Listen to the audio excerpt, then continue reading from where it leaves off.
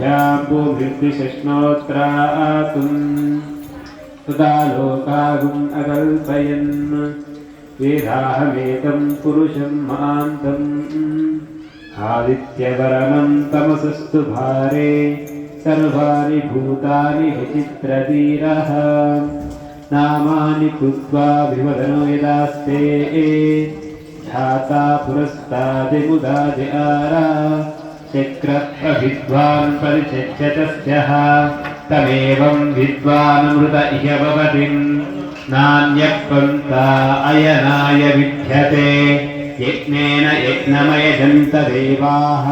तानि धर्माणि प्रथमान्यासन् ते अनाकं महिमानश्च सन्ते यत्र पूर्वे साध्या सन्ति देवाः अभ्यस्सम्भूतपृथिव्यैरसाच्च विश्वकर्मणस्तमवर्ततादि स्वस्य त्वष्टाभिदधूपवेदिं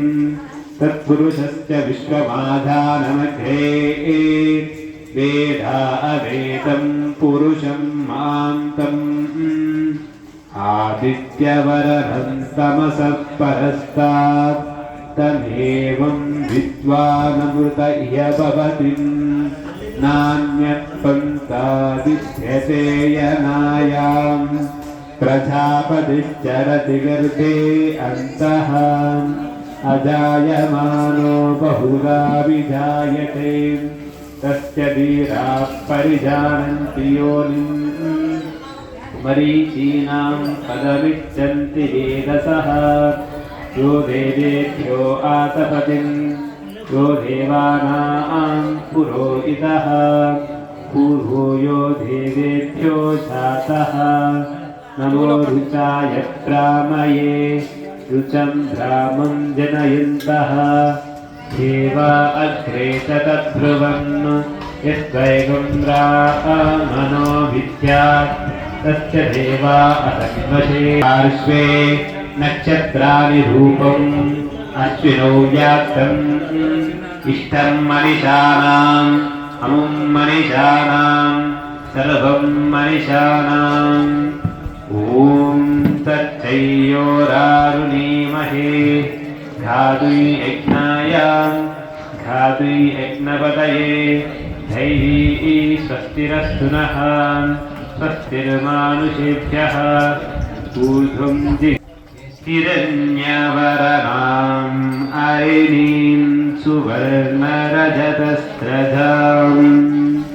चन्द्रां हिरण्मयीं लक्ष्मीं ध्यातवेदो ममाव तां ममाव अजातवेदो लक्ष्मीमनपगामिनीम् यस्यां हिरण्यं बिम्बेयं ग्रामश्वं पुरुषानहम् अश्वपूर्वां रथमध्याम् अस्तिनाथप्रबोधिनीं श्रियं देवीं पप्पये श्रीर्मादेवी चिरसां कांसोऽस्मितां हिरण्यप्राकाराभात्वां जरन्तीं तृप्तां तर्पयन्तीं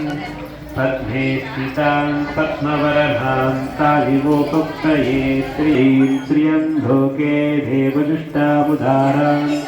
तां पद्मिनीं शरणमहं प्रपद्ये लक्ष्मीर्मेणश्च तां स्वां गृह्णे आदित्यवरणे तपसोऽधिजातो वनस्पतिस्तववृक्षो तदीवः तस्य फलानि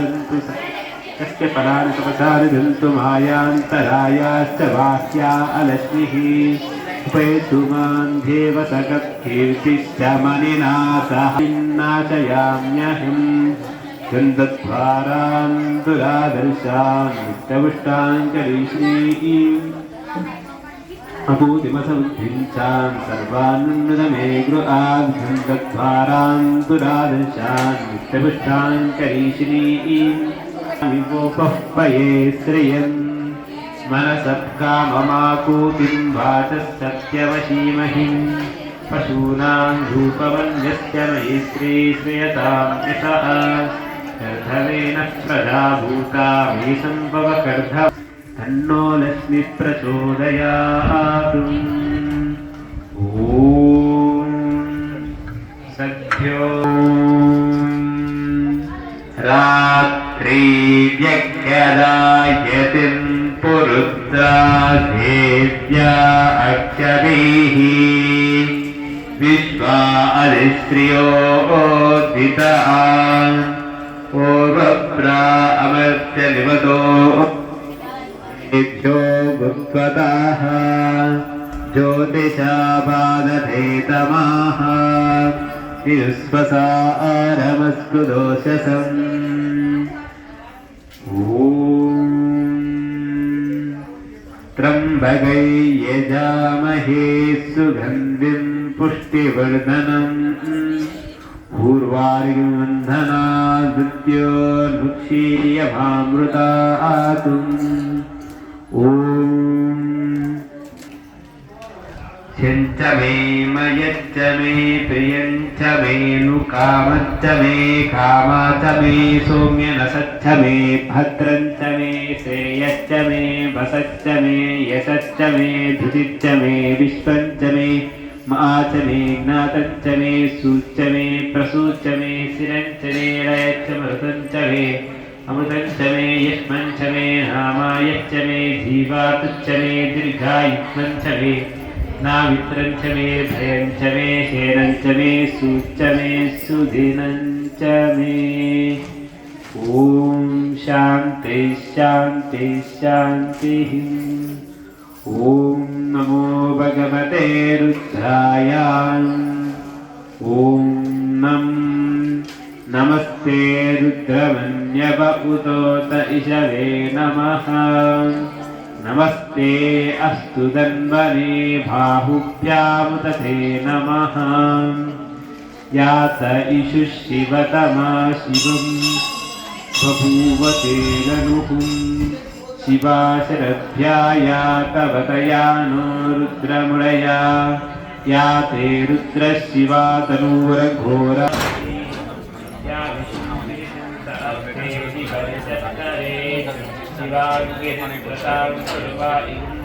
पुरुषं जगत् शिवेन वदामसिं यदा नः सर्वमिच्छेद यस्मगुं सुमना असतुम्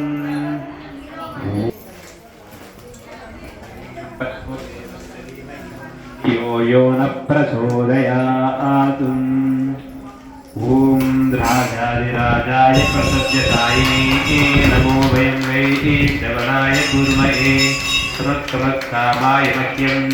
कामेश्वरो वैश्रवणो ददातु कुबेराय वैश्रवणाय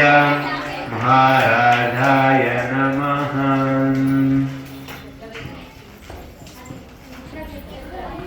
ॐ मूर्धात्तां समस्तर्देशद्वारां श्री परमेश्वरमुद्दिश्यां श्री परमेश्वरीत्यर्थं शिशुम्भोराज्ञा प्रभुमानस्याम् अद्य ब्रह्मणः द्वितीयाध्ये श्वेतवराकल्पे वैवस्वतमन्त्रे कलियुगे प्रथम पादे धर्मदीपे पटवर्षे वर्धन्यमेरोहदशभागे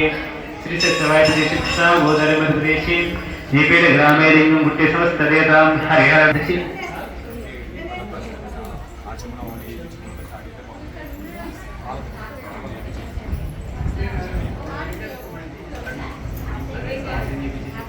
ओम गोविंदाय नमः ओम विष्णवे नमः मधुसूदनाय नमः ओम त्रिविक्रमाय नमः वामनाय नमः तीर्थाय ऋषिकेशाय नमः ओम पद्मनाभाय नमः ओम दामोदराय शंकराय नमः प्रद्युम्नाय नमः रुद्राय नमः नरसिंहाय नमः ओम अच्युताय नमः ओम जनार्दनाय नमः ओम नरसिंहाय नमः